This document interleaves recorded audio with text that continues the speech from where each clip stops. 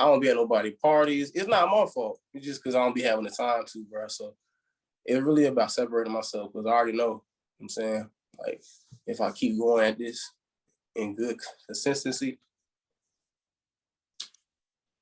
you know what I'm saying? Like, I can shoot from wherever. The sky not the limit, man. Like, it just depends on how much I want to get it.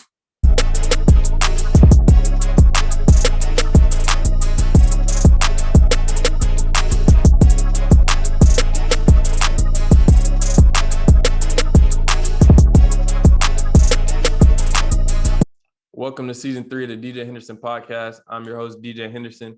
And today we're kicking off season 3 with a very special episode with a very special guest, a Deltona, Florida native, a dual sport athlete growing up, a very good friend of mine, former teammate of mine, just a good person overall. Today's guest is my friend, Marlon Bradley. Marlon is currently getting ready for his freshman year after some injuries and after COVID. And this is going to be a breakout season for Marlon. If you're new to the show and you're watching on YouTube, make sure you like, comment, subscribe, and turn on post notifications so you never miss out on the show. If you're tuned in through the audio experience, make sure you leave a review, a 5-star rating, and subscribe to the show. Marlon Bradley, welcome to the show, bro. What's up? What's up? Glad to be here, man. Glad to be here. Thank you for being here. I appreciate it. You already know that. Deltona, Florida, that's where you grew up. Talk to me about Deltona. Yeah. Deltona, Florida, man. It's a spot in Volusia County, Central Florida. You know what I'm saying? We just right by Daytona with it. It's primarily a basketball area, but the whole area in general, Volusia County, is a football area because you got schools like Mainland High School and D-Land High School. They bring boys to college, you know what I'm saying? They D1. So I'm from Deltona. Deltona don't really got many people like that. Other than like Paxton Lynch. Paxton Lynch play quarterback. And then you got Lorenzo Lingard. He graduated from university, right? And that was in Orange City. And that's right by Deltona. So he at Florida right now. I just seen him last week. But I mean, yeah, it's a spot where like mostly just basketball, you know, gets real big and you know what I'm saying, real anticipated, real exciting and whatnot. So I mean, I just started playing football too, so this is just new. What was your upbringing like just coming up in Deltona? Growing up in Deltona, it was family oriented because I worked with my mom. I went to school with my mom. She was a PE coach. You know what I'm saying? She also was over athletics for the YMCA. So I used to play basketball there with my sister and my brothers. My pops coach too. So we was real family oriented. We all played basketball, so I grew up around basketball. Right now, you play football at FAU, but basketball was your first sport, your first love. Talk to me about coming up playing basketball. Coming up playing basketball, man, I was like a man amongst boys just with size, bro. I was just a big kid, you know, but I used it to my advantage, you know, and I was training and all that. A lot of people didn't really put in as much work as they could have from where I'm from, you know what I'm saying? But we still have a lot of talent now, to be honest. So, I mean, but just growing up, man, it was really just about separating myself because you would know who I am, bro, but I'm not going to be where anybody's at. I'm going to be somewhere on the basketball court playing something like that, man. I don't be at nobody parties. It's not my fault. It's just because I don't be having the time to, bro. So it's really about separating myself because I already know. I'm saying, like, if I keep going at this in good consistency, you know what I'm saying? Like, I can shoot from wherever. The sky not the limit, man. Like, it just depends on how much I want to get it. For sure. When did you develop that kind of mindset? Because at a young, you talking about when you first started playing basketball. I'm sure it wasn't exactly when you first started, but when did you develop that mindset? I developed that mindset in about 8th grade. You know what I'm saying? A few of my coaches that trained me was just doing it, and you know what I'm saying? Like, it was a good thing going because he would get me from school, you know what I'm saying? We work out, take me back to my mama's school. My mama got with basketball practice for the YMCA. I go ahead and practice there, man. It was all about work. It was all about work because my mom was work oriented. She get up every morning, you feel me? work at the school, work at the YMCA, man. She working. That's really where I got that work from. But a lot of people that was pushing me, you know what I'm saying? That's where I developed that go get it mentality. Because if you're not gonna get it, somebody else can, bro, and take your spot. You can't let that happen, especially if you got something going for you. So my trainers and my mom really developed that in me. A lot of people say you hear the line, or I've heard the line, proximity is power. And like, to me, that's what you just said. That's kind of what that shows me. Like, you were so close to a lot of hardworking people, your parents, your mom, your coaches that was putting in the time to help you. I'm sure that was hard work for them too. You understood that as hard as you were working yourself. So I think having that mindset came from being close to people like that, like you just said. Yeah, man. And it was just so consistent because we were doing it every week. You know, mom would get up every day, Monday through Friday, man. She worked on Saturdays too. You know what I'm saying? Sunday she rest. Monday she go get it again. Because she got to. You know what I'm saying? So I got that work mentality from her just because I was around her so much. Like, how could I not be like that in any type of way, you know? So really give thanks to her for that, for putting that in my head, you know what I'm saying? Because if it wasn't from her, you feel me? I wouldn't be here. If it wasn't from her, I wouldn't be here, bro. For sure. So you get to high school, you play in high school basketball. Talk to me about high school basketball. Oh man, high school basketball. We going back to ninth grade. So I went to Trinity Christian Academy with my homeboy Amari Archibald. He played at LA Tech now. He's senior. So man was hooping, bro. Like before I got there, he was averaging like 24 games. And he was in 10th grade. So I was in 8th. I was like, man, what school should I go to? Deltona High or Trinity Christian Academy? That boy was dropping 24. And his homeboy Josh Clark, 6'5", he was throwing alley. They was dunking that shit. You know what I'm saying? I was at the games too. So like, bro, that jump got me hyped. So I went ahead, went to Trinity. We balled out. I dunked on the ball, dude, the first game. It was ball high school, dude. So yeah, that was a good memory. First dunk, first game of the season, man. But that year we lost to no, we lost to OCP. We lost to OCP. OCP freshman year. This was in the semis. State semis? Yep. Well, no. Regional semis. So we had lost to them boys. It was a stacked team, and I knew a lot of people from that team because I used to watch them in AAU. That's where I really met a lot of y'all boys and just know a lot of you guys from AAU because, man, we play everywhere. I'm saying we see everybody. Every time we go on a tournament. You know? So we lost to them my freshman year. My sophomore year, we got the state championship. Man. Amar was a senior. He was dropping 24. So I averaged 15 and 12 sophomore year. And we got the state, lost to, guess who? OCP once again. But this one, they had them boys now. 2017? 2017, when they had their squad, that was CJ Walker, you feel me? Rondo, and Nasir Little. yeah. Mm-hmm. Yeah. We had lost by 30, man, but I had a dunk, so that was enough for me, bro. We got the state championship. We was in Lakeland. That was so fun, bro. Just the experience, bro, I got out of that. It was a fun week. We had a whole week of school off. Who don't want a whole week of school off, bro? Shit. You know what I'm saying, bro? So it was fun, good experience, bro. Played real good teams too. Real good teams. Very talented. Then I was able to watch the other districts too, because we was 2A. I watched 3A, 4A, 5A. All them boys, man. It was great. Great experience. It was for free too. Facts. You earned it. It wasn't free, you earned it. Yeah, definitely, bro. Definitely. So you play high school basketball, you win a state championship, you lose 2, right? You lose in the playoffs before the state championship. You were good enough to make it, but you ran into OCP. all those guys that we just talked about. Senior year, you decided to play football. What made you decide to just start playing football? So I really started back in 10th grade, but I played for Trinity. You feel me? I really just watching everybody play. I didn't play that much. You know what I'm saying? So like, I had played just to see what had happened. You know, it was okay. I liked it and whatnot. But when I transferred to Deltona High School, I was just trying to get so familiar with the atmosphere, because it's different atmosphere, man. You got public school and then private school. I'm coming from private school, so I'm trying to get used to the public school atmosphere and all that.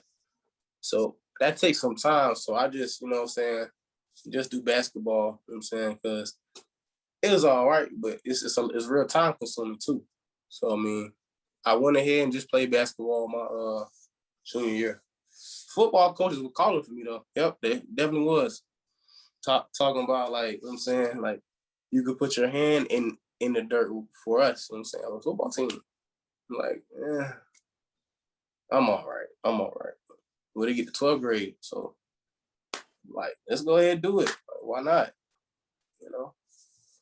When they had did it, bro, I got like 7 offers.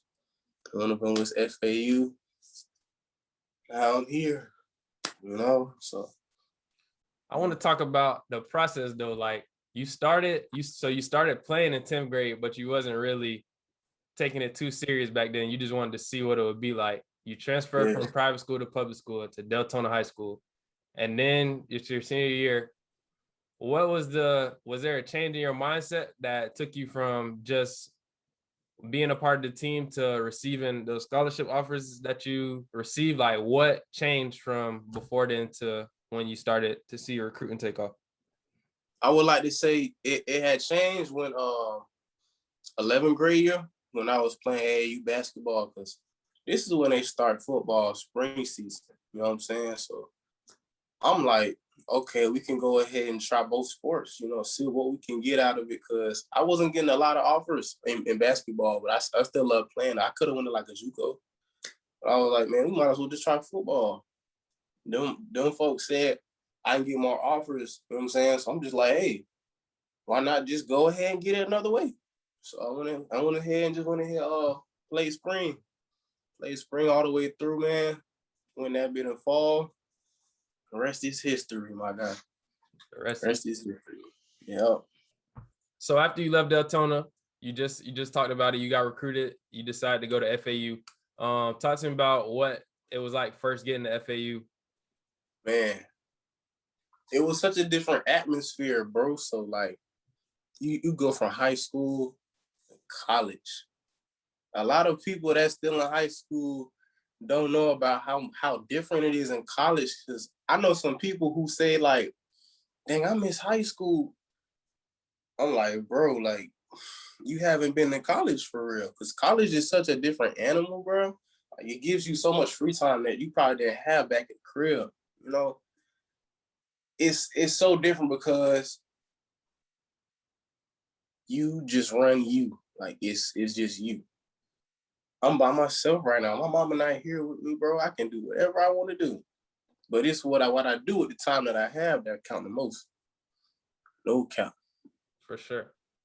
I think that's something that a lot of people don't really understand. Like, okay, a regular college student, they will understand what we're saying right now, because it's literally, that's all, they all on their own. All they got to do is their schoolwork and whatever their heart desires. But for us as student athletes, we just like, we got to do our schoolwork. We got to play our sport and do our duty with our sport. And then we got to manage our free time. So like, yeah.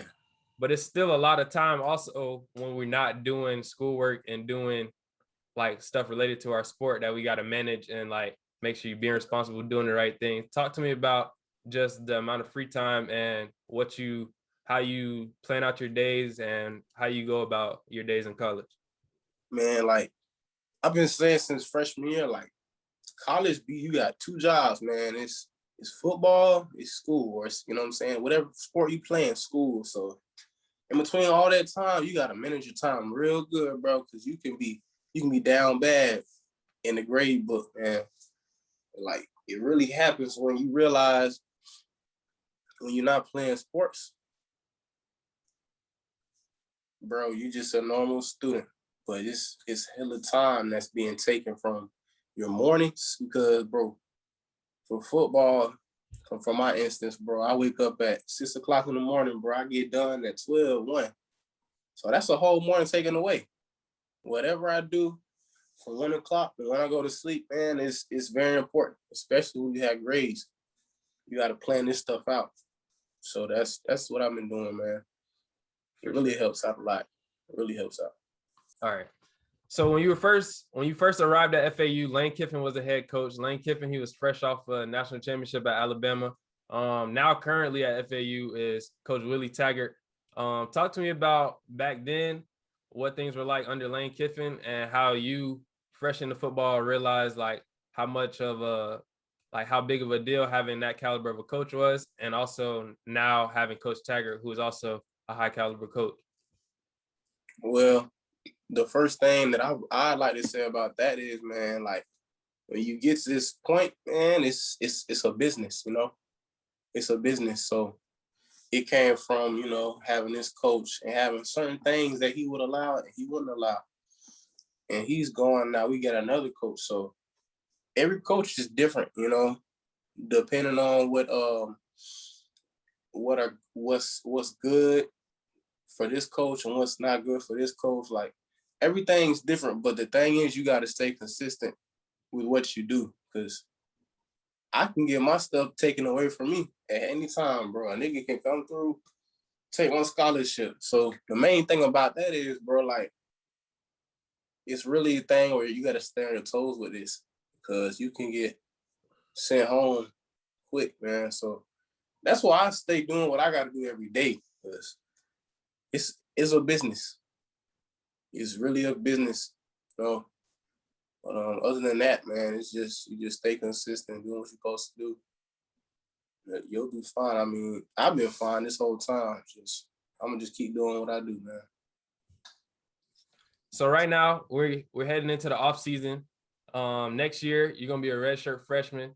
You had some trials and tribulations in the past. You were on the scout team your freshman year. You were redshirted last year. This past year that just passed, you had a ACL and meniscus injury. Talk to me about what it's been like recovering from that and what you're looking forward to in the future. Injury was hard at first because I had never went through a severe injury like that. But to be honest, once I started taking the precautions I was supposed to and just doing everything I was supposed to when I was not at therapy, you know, preparing for therapy, I would do better in therapy. So now as a result of that, I'm doing way better in my recovery. You know, like it's just about the 24 hours you got every day. You can do whatever you want at this point. We in college. You know what I'm saying? It's really based on what I'm doing when I'm not in therapy.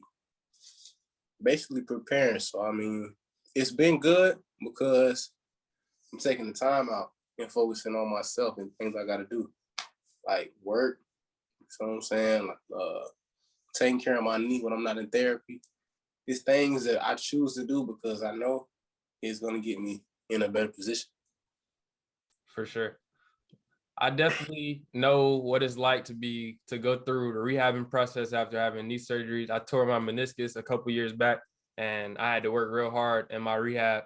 Talk to me about what's been going on in your rehab. Just give the audience or somebody listening just the inside scoop on like what it's like just going through rehab and how it is or what it's like to feel your body just progress and get better and better over time after you work hard and treat it right. Okay. Yeah, the average therapy day, you hop on the stationary bike, you know what I'm saying? You get your knee warmed up to do knee exercises. But you're gonna do it for both knees. It's not just for the hurt one, it's just for the other one too. So the other one keep up with what's going on.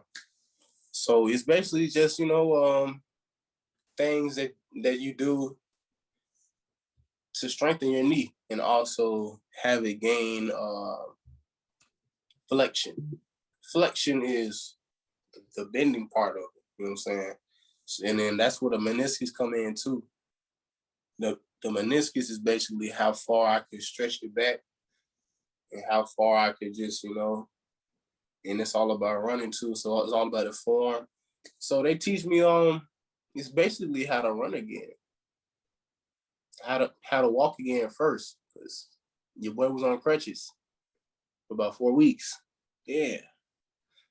And that's the thing about the recovery. Like, you just look at about a month ago of where I was at, man. I was barely running. Like, I just started back running. But since then, like I've did this therapy for so long, I'm almost back to what I was. Or, what I'm saying, even probably better than that soon. It's just time. Time heals all wounds. But if you really take precaution and prepare for things, like I said, you're just gonna be in a better position because it can go any way. It just depends on how you want it to go. For sure. And I learned that from my coaches, man. I really listen to my coaches because that's the type of people. Like my mom's a coach. Mom's a volleyball coach. She coached volleyball, basketball, softball. She coached.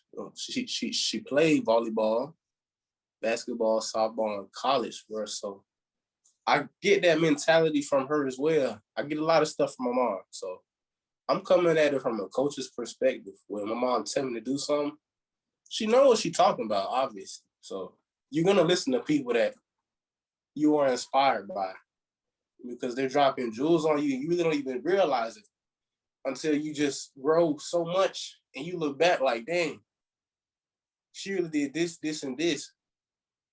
And you don't even think about it that much because it's just second nature, bro. It's just what she did this whole time and it rolled off on me. I'm just so glad I was inspired enough to basically do what she doing because she played sports in college, multi-sport type shit. So I'm really doing the same thing. I'm like a reincarnation of it. For sure. I think that's big because that's pretty much everybody. Like when somebody older than us or somebody that's trying to help us out, a lot of times when people tell us things, like at first, especially when we're young, we might not heed to it. We might not want to hear what they have to say necessarily. But like you said, as you grow and as you get older, most of the time, if the person is a positive influence in your life, and they really meant good by you, it's gonna come a time where you be like, dang, like this is what that meant, or this is why they treated me this way, or told me this, or Yep. did this for me, or did this. So I definitely see where you're coming from with that. Yeah. At FAU, you play defensive end, D line. Like we've been talking about before, mentioned it before, you still somewhat new to the game compared to your competition and some of your teammates as well, just people, period, that's playing college sports. A lot of guys been playing since, just like how you played basketball, they've been doing the same thing with football. What do you see that you need to improve the most in your game right now? What I see that I can improve the most in my game is just getting familiar with the playbook, you know, um, especially when it comes to the fact that when I was playing for Coach Kiffin, he had a different defense than Coach Taggart. So it's two different defenses. So I'm learning a new defensive playbook this year. So I feel like if I'm confident with what I know in the playbook, I can do it on the field with no problem, bro. And half of, just playing on the field is knowing what you're doing. So you're not thinking. So I feel like the most I had to prove on is just the playbook and knowing what I'm doing on the field. Because A that's lot the of, main thing.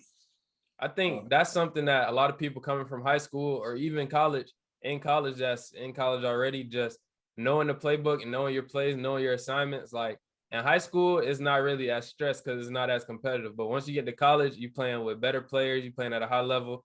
Like you said before, it's a business. Like not knowing the plays, not knowing your assignment, not knowing the scout report, like those are the type of things that keep you off the field or keep you off the court or whatever you play. Can you talk to me about how you see that every day in your environment?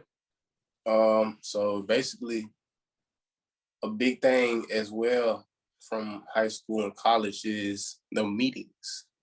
We do a lot of meetings, and they could be about academics, they could be about football. They're mostly about football.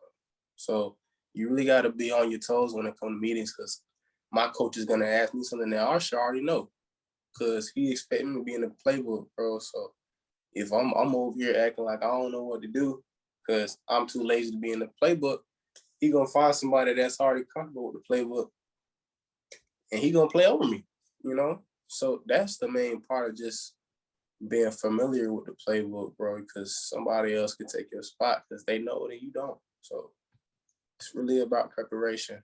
Like preparation is a big thing when it comes to this type of stuff. Cause you really never know when it's time, bro. Like you never know when it's your time to shine, bro. I got it in the game October 24th. You know, this is when COVID was big, man. COVID was real big. You know, half of the D line was out, so I played the whole game. You know, so that was an opportunity that came to me.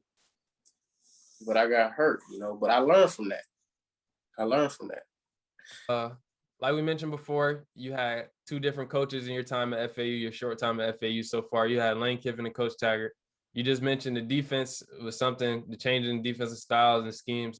Playing defensive end, or let's see, playing the defensive end position, there's a lot of high-level defensive ends in the NFL. Who are some of your guys that you like to watch and study? NFL, college, whoever. Who do you like to watch? Okay. This is as of recent, so probably one of the most people that I've watched the most. Jason Pierre-Paul, JPP. People say I have a playing style like him. I ain't know who he was. So yeah, man. Them boys just won. Them boys just won. You know what I'm saying? So like people had told me at the school I had a play style like him. I didn't know who he was, bro. So I just looked him up. I was like, dang, bro. So that's definitely one person. TJ Watt. TJ Watt's an outside linebacker, and I'm damn near the same build as him. Trey Henderson. He from FAU. You feel me? He played for the Saints, so we got the same build. And I watch a lot of his stuff, you know, just because the man went to our school, so why not watch him? Then another person will probably be Chase Young, you know, just because we played him my freshman year, but I wasn't there, but I was watching him on TV, bro, and just that way that man moved, bro. Just that get off that he got, bro, that shit crazy. You seen what he was doing to all the people you practice against. Yes, bro. Crazy, bro. For people that don't know you, never seen you before, never seen you play before, like talk to me about your measurables and how would you describe your game to somebody that's never seen you play before? I'm a pass rusher. You know what I'm saying? So hey, getting that 5 tech, getting that 3 tech, getting that 9 tech, third down, man, you gonna put me in, bro. You have to put me in. You gotta put me in. I'm a pass rusher. I'm gonna get to that ball. I'm gonna get to that ball regardless. You know, so you know, we get to that ball, we get sacks. I had like 18 sacks my senior year, bro.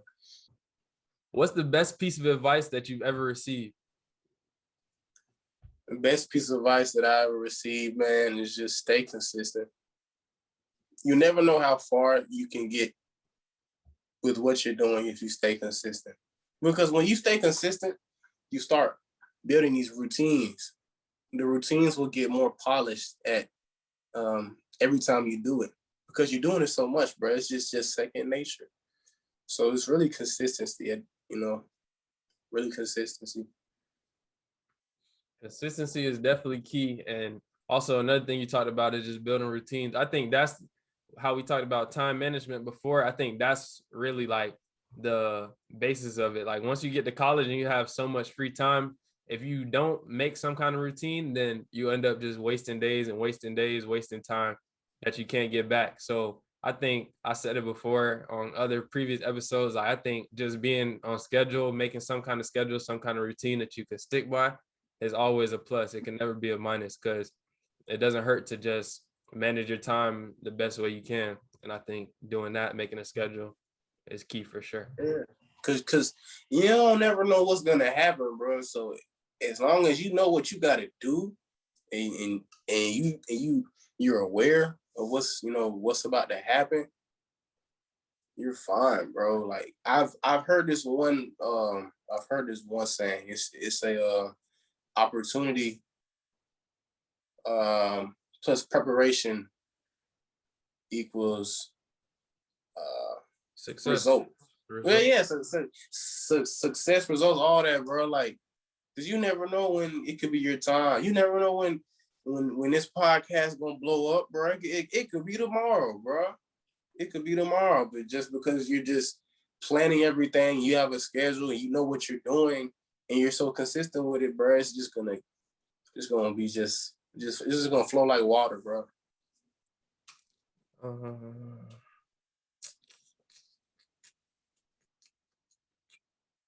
what else do I want to do? After your football career is over, what do you see yourself doing? Uh, I definitely can see myself on a TV screen.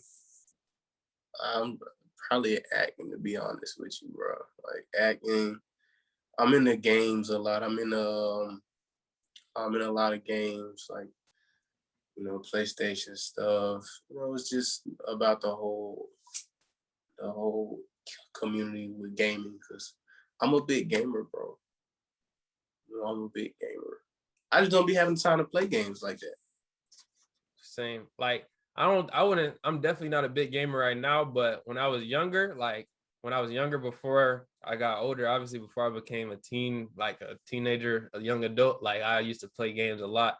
But now I'm trying to get back into the gaming community, like you just said, because gaming is its own like thing now. Like I remember that's what I want to talk about games because that's something like I remember when we was younger, we used to play games all the time and it used to be the thing on TV like playing games was bad for your kids and Yeah. it still kind of goes on today. It's still a thing, but I think slowly it's going away because now you see things like esports emerging, like people going to college to play video games, getting paid money to play video games. Like, talk to me about what you think about the video game community. I feel like it crosses over in sports so much because we got 2K. 2K been running around since before we was born, bro. So it's really been evident in everywhere. You know what I'm saying? Especially around sports in general. You know how many sports games they've been out there? And how many sports athletes play these different types of games? Like you see Kevin Love and them boys on House of Highlights playing COD, bro. So it's just like right there, bro. It's just like music in sports because it's means of income. If you cross over to that, you can make income in more ways than one. It's just like with music, what Master P did. You know what I'm saying? He played in the NBA. Granted, it was a preseason game, but he had played in the NBA. Had eight points, bro. So it's really the same thing, just the different ways of how you do stuff. For sure. What's your why? What keeps you motivated to just keep grinding, even though you've been through a lot, trials and tribulations? Like, what just keeps you motivated to just keep going? My mom. My mom. That's the first thing. That's the first thing. That's the foundation. You know. That's the OG for real. She really taught me all this stuff at a young age without even actually having to teach me. Cause she's leading by example. She don't gotta say much because she out here doing everything she gotta do, you know what I'm saying, to keep the lights on, bro. And I'm just like, damn, bro, I'm gonna have to be this type of way. Cause it really make everything easier when you know what you're supposed to do and you do it, bro.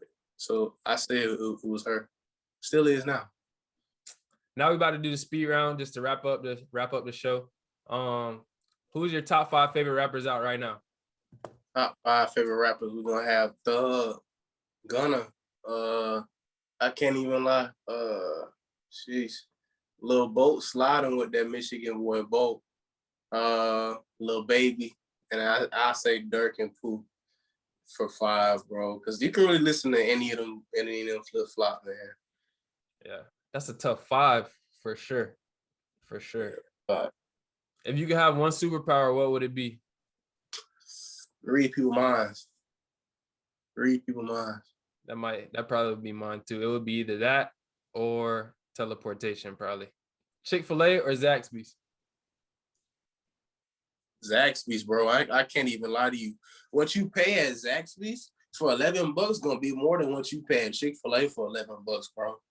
I can't even lie. And I've been going to Zaxby's so much, bro, and paying $11 and getting so much more than Chick-fil-A, bro. Like, I don't know. It's just a better, it's a better bargain, and you getting more for what you pay for. What's your major? My major is communications right now. Communications. So this is really helping out, the whole communication thing. For sure. People always ask me when they see that I got a podcast, they'd be like, are you studying communications? And I'd be like, nah, but I don't know. I never looked at communications. Yeah, bro. It's just everything about it. And it's just stuff that you can learn so you communicate better. If you could go back to your 15-year-old self and give yourself a piece of advice, what would that advice be? Play football. Play football. Play football. Just to go ahead and try, bro. Play football. For sure. Ask you. If you could meet or spend a day with 3 people dead or alive, who would they be and why? Michael Jackson, Muhammad Ali, and Notorious Big, like B.I.G. Why? It's just because I just want to know what they experience, and what game I can get from them, because they've been through so much. For sure. What I'm saying? That's a powerful 3. Too much, bro. Especially in like the 20th century. That was a big time for, us type shit. For sure. Actually, I said it was the last question, but this is the last question. Next. Who should I have next on the show? Seth Coleman, University of Illinois. Seth Coleman. Yeah. That's a beast right there. Seth Coleman. Shout out to Seth Coleman. Shout out to Seth. On the show, Seth. If you see this, we need you on the show. Yeah, bro. We multi-sport athletes gotta, you feel me? For sure. Shit what we've been through, bro. Everybody's story different too. So that's the main thing. I'm saying. For sure. Marlon Bradley, FAU defensive end, my dog. Thank you for being a part of this. I appreciate you taking the time out to be a part of this. Tell everybody where they can find you on social media. And y'all can find me at I95_Marlo. You know what I'm saying? Good to be here, bro. Appreciate it. Glad for you having me here today, man. Yeah, bro. Yes, sir. Marlon Bradley, again, thank you. Everybody that's tuning in, be sure to tune in on YouTube. You can tune in on audio platforms, Spotify, Apple Podcasts, iHeartRadio, Pandora, all of that, wherever you get your audio. But that's it for the show. See you on the next episode. Yes, sir. One love. Yes, sir.